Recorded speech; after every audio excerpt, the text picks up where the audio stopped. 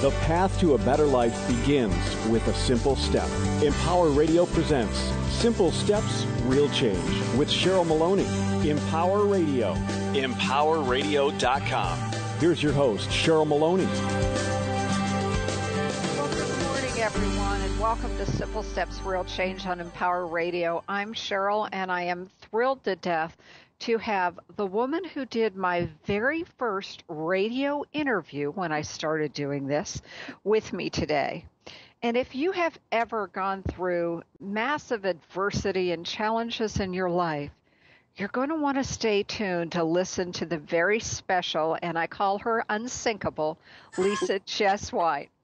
Lisa has been through more than her share of challenges, and as you can tell, she keeps a sense of humor and lightness about life. Lisa, welcome to my show. Hi, Cheryl. Look at you, fancy girl, doing interviews and all. Look at that.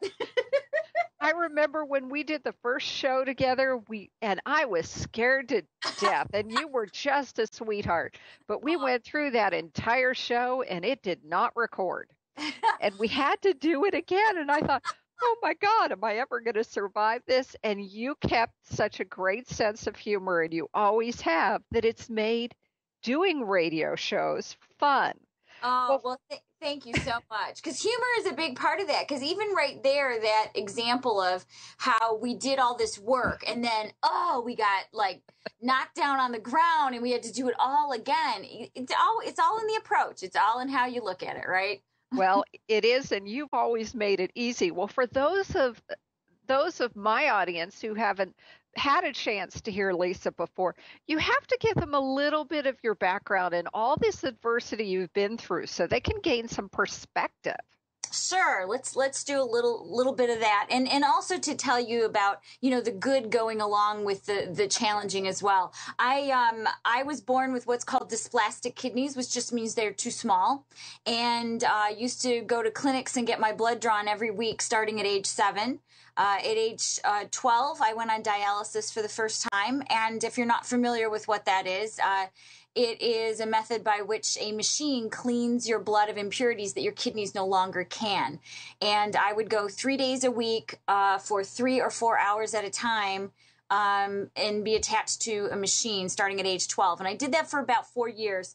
At 16, I got my first transplant, and that was cadaver donated from a 25-year-old male who died in a car crash here in Michigan. That's all I know about him. But his wonderful gift to me allowed me to finish high school and college and travel and all of that. And also at age 16, I had a near-death experience. And we'll get into that a little bit later, because that was a huge reason as to why I try to maintain my sunny disposition. And when you are a kidney transplant recipient or deal with kidney disease, there's always these lovely little extras that come along with it, like cancer, which I had in my throat. And I've had 2 hip replacements and aneurysms and gallbladders and shingles. And there's just a long laundry list of extras that came with the meal of the kidney disease that I did not ask for. So through all of this, you have to constantly find a way to pick yourself back up, because you are gonna get knocked down again and again. And it's how we get up that counts. It's not how many times we get knocked down. I mean, that's something that's been said for a very long time. And, I dealt with personal issues. I went through a divorce. I went through, a lot of emotional things as well, including, at a particular point in my life, having to leave a job due to a hostile work environment. So it's not always the physical things that continue to push you down. You're going to get emotional stuff too. And it's just how we look at it and how we're going to deal with that. And usually it's just one day at a time. So that's a little bit of a background. How's that, Cheryl? Well, I think that's a fabulous background. And I think we also need to add the perspective here that you are a twin and your sister doesn't have these health issues. No, she doesn't. And oh my God, isn't that funny? I skipped right over that. That would be my second kidney transplant, which came along when I was 25, which came from my identical twin sister. And we just recently celebrated our 22-year kidney anniversary. Woo! Oh my goodness. Yes. And so I've had both cadaver donated and living related transplants, which sort of makes me unique. And I fully believe with all of my heart that I will have this kidney until I take my last breath on this earth. And part of my understanding of all that came through the near-death experience that happened at 16. Is it okay if we touch on that a little bit, Cheryl? Absolutely. I think that's critical to talk about it. Absolutely. So at 16, I had finished my transplant and they sent me home. But what they didn't know at the time is that I actually sleep curled up, and they transplant kidneys up front. And so the veins and arteries that were running between my leg and my kidney, when you sleep curled up, it kinked off. And I ended up having 5 grand mal seizures and sort of flopped out of bed there. They rushed me to 2 different hospitals, and I had a brain scan and a spinal tap, and they thought I was going to be brain damaged, which my sister still thinks is true. But I'm like, hey.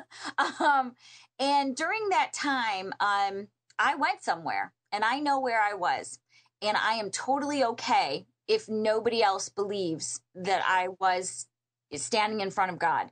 And it was the most beautiful light I had ever seen. As a matter of fact, there are no words that I can think of in the human language or any language that will effectively express to you how gorgeous this light was. It was like staring into the sun, but it didn't hurt. And all I knew is that I was being pulled forward into this light from my heart center. My feet were not moving. I remember trying to look at them, and they were not moving, but I was. And all I cared about was that light and getting into that light. Nothing else mattered. And right as I was about to put my face through to the light, something held me in place. And I remember struggling to push forward because I so wanted to go into the light. And I said, please, please, no more needles, no more pain. Please let me stay. And I wanted to stay in the light. And a voice came back and said, no. And it was this gentle, beautiful sound I had ever heard. And then my chest kind of swallowed itself, and I could feel my arms fly up, and I was floating very quickly away from the light. And I remember being devastated at that fact.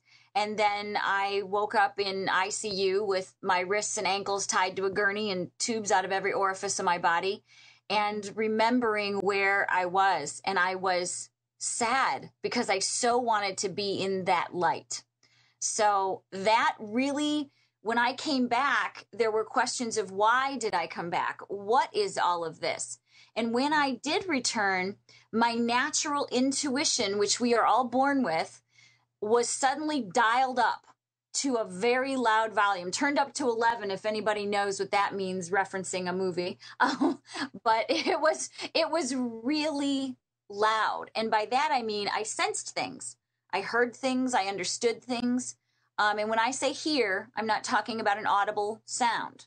I'm talking about the fact that in my head, I heard things about people.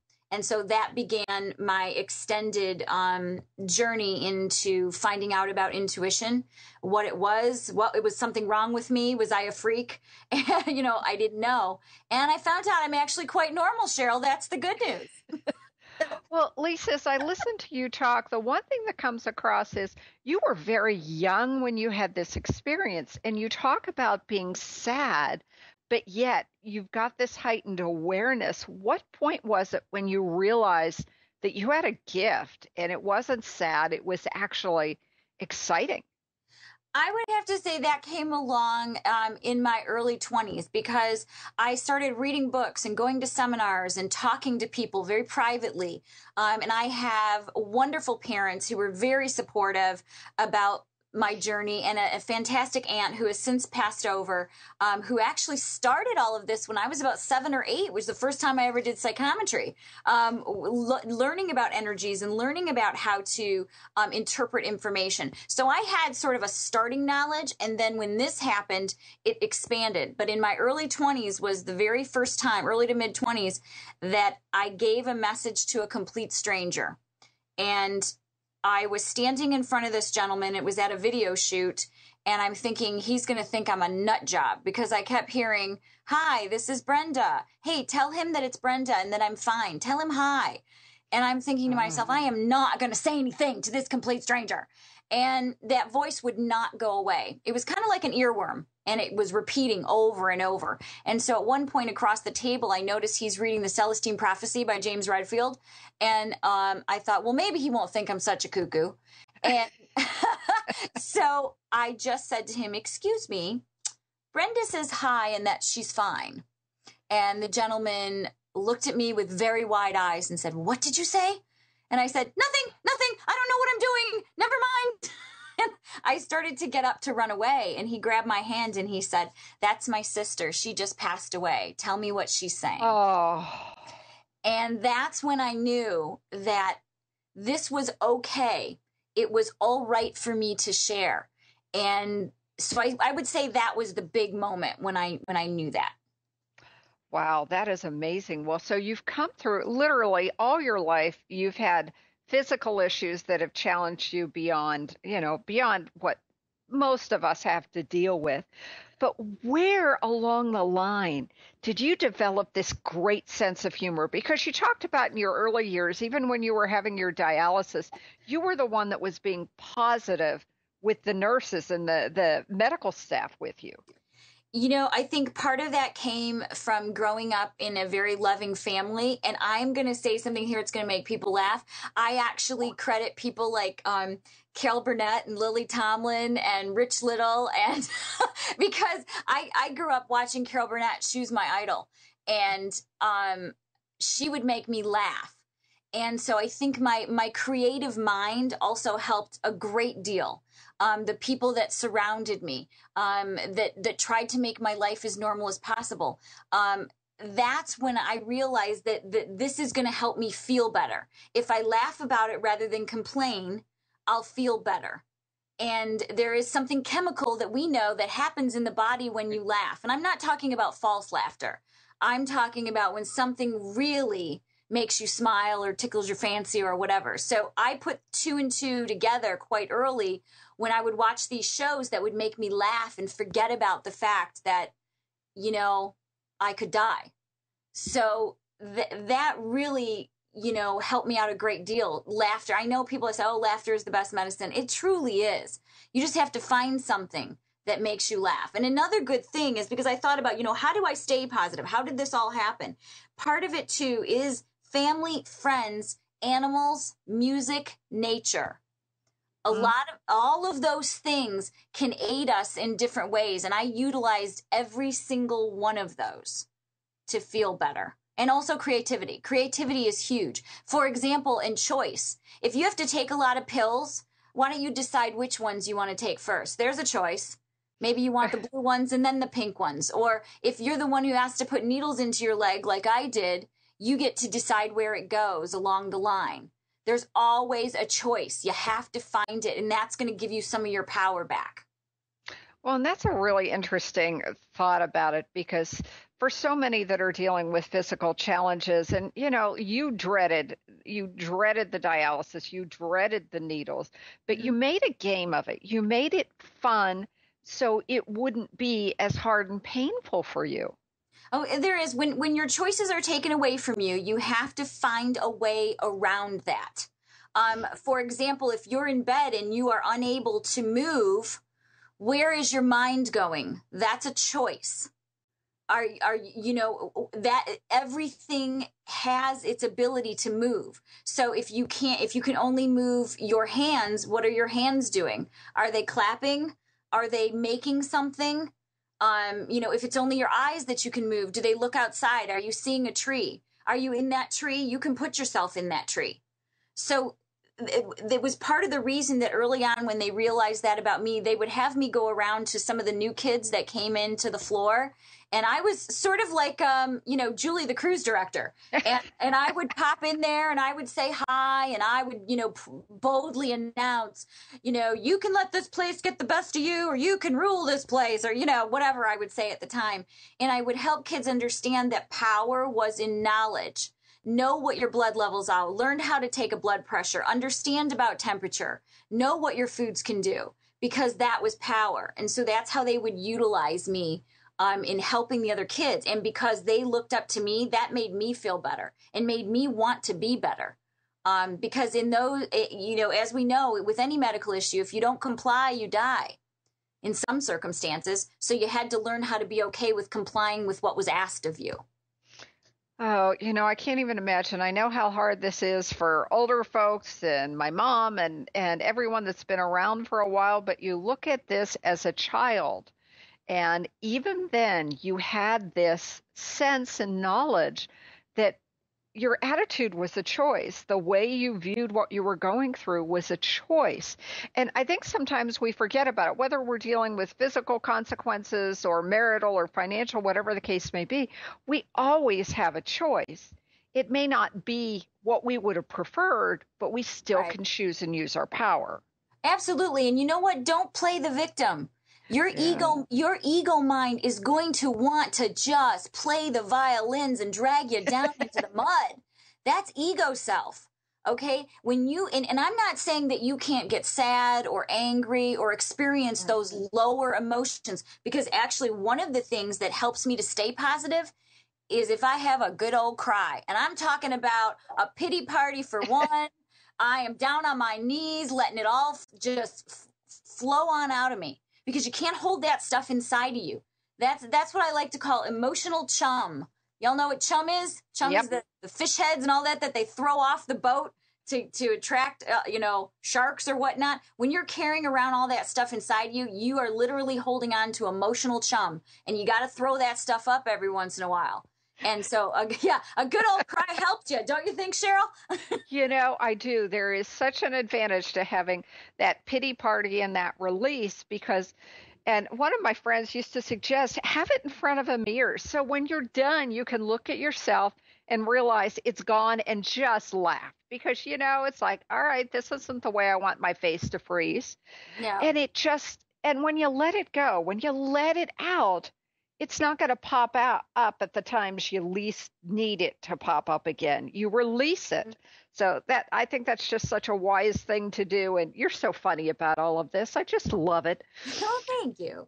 It's the Lisa Jesswein, unsinkable laughter. And you know what? I'm going to keep going and power through, even though if it's not really where you want to be or what you want to do. I'm sure you didn't necessarily want to have to go through medical challenges, marital challenges, financial challenges, work challenges. Yeah. And you go, okay, I can laugh or I can cry. You know what, Cheryl? Part of it, too, is I really do, from the very beginning, I sort of felt like I had signed a contract. And we've all heard of, the Sacred Contract, was a wonderful book. And I do feel like I signed a contract early on that said, Lisa, you are going to go through these things, but I promise you are going to make it through and you're going to be better on the other side, but I'm going to need you to be brave. That's what I feel happened. And I accepted all of those challenges. And when I had my last surgery in 2009, having my hip replaced again, I knew that was the last major surgery I was going to have. And I can't tell you how I know that. I just know that there is an inner understanding that I have signed that deal and now I'm through it and now I'm on to other things. That's how I feel about it. Well, you just sit here and go, all right, you started when you were 7 and it's 2009 now. You're a whole lot older than that. You're sitting here going, you know what? I've made it through all of this and there's better things to come. And that's a long time to have to quote unquote suffer. I look at it as challenges and an understanding. And I'm not saying I was always fabulous about it, because I wasn't. And I kicked and screamed along the way. But when you can settle into the discomfort, we become comfortable with the uncomfortable, you will find you flow a lot easier, and that what is on the other side is so much better. So much better. Have some faith, trust. And I think this is what's really important about all of this, is because even though you are this bright, personal, up kind of woman, you also say, you know what, I'm human, and there are times when it's not perfect, but I'm okay with those too. Yeah. Be comfortable with that, because it's going to happen, and you'll do much better if you don't berate yourself when you feel you've veered off the path. Just step back on. I like that. It's veering off the path. It's not failing. It's not falling back. It's like, all right, let's just get back to where we were or where we want to go or tweak it here, tweak it there. But don't say, I'm off the path. I can't get back on. Absolutely. And if you can help yourself, limit access to those people who might not be so positive for you. You know who they are. Yeah, just limit that. Okay. Because that also helps with your own, sense of well-being. Lisa, that's so important because I know you do this, I do this.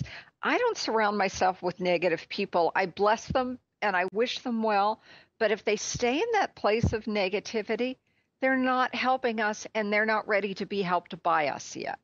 I love that because you always give them a chance first. Exactly. You got to be upfront. You got to let them know. And then if they choose not to switch out of that, then you have the right to wish them well and keep that at a minimum or sever it altogether. Now, I have to ask you, is your sister as positive as you are? Oh my gosh, yes. She's fabulous. I always say she is my right arm and my left kidney. Oh. And that is true. She is my best friend and my confidant and my biggest cheerleader. See, isn't that wonderful? Because you two, even though you're identical twins, you have lived very much diverse lives, very, very different experiences. But she's still there for you and you're still there for her. Absolutely. I love her beyond words and she knows that. Now, are your parents still alive? They are, and they are fantastic. And my dad is a real cut up. My mom is a person who always wants to make people feel better. So the combination of the two is why I grew up in such a great household. And I appreciate that. And even if you didn't grow up in that kind of household, you can still reap the benefits of having a positive attitude. You just have to soak it in from somewhere else. That's all. Well, and it's funny. We hear so much about, especially children who are cancer patients, that are often the ones that are helping the staff stay positive. Because I'm sure as your parents were watching everything you were going through, they had to be saying, why it could have been me. Why couldn't it have just been me so Lisa didn't have to suffer? And I hear that from so many parents, but to stay that positive and to do that type of influence for you throughout everything that they were challenging with, that says a lot about your parents. Yes, they're fantastic. And I thank you for saying all of that. And I want you to know, if you're listening right now and you're going through something difficult, do me a favor and look around wherever you're sitting or standing or whatever, driving, and you find one thing right now that makes you feel good or that you're thankful for. And you are already starting on your way to feeling better. Okay. You know, Lisa, that is such a simple thing. And I know how important that is. I've done it the same over all of these years, too. It's like, look outside. If the flowers are blooming, be grateful for that. Focus on that. Even if everything else is collapsing around you, hold on to what's positive because tomorrow there'll be something else. And there'll be something else that you could look on and go, okay, this is good. The sun's shining today. And it may be that simple in the most difficult times, but that's okay. Absolutely. I cannot express that enough. And if it's a day where you're kind of not feeling your best, hold yourself, because usually it's the little inner child that's hurting, or that feels lost or scared or in pain. And if you just hold on to that child for just a little bit, hug her up or hug him up, and then say, we're going to do this together. And I know that sounds weird, but I love the idea about the mirror thing because I do that a lot. And you go ahead and have a nice, frank conversation with yourself and know that the other side is always better. Do not buy into the victimhood. Do not.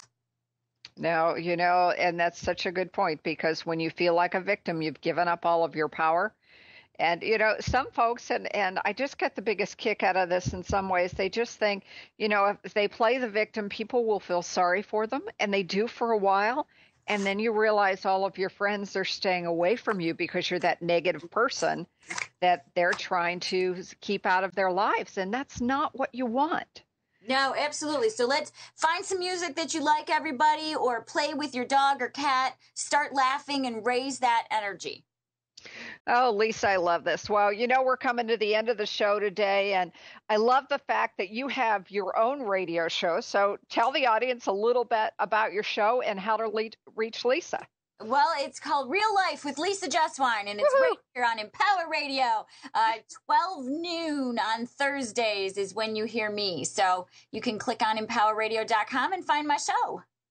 And I love this. Now, if someone wants to reach out to you because, you are one of those people that could be a wonderful coach and mentor to others, how can they reach you?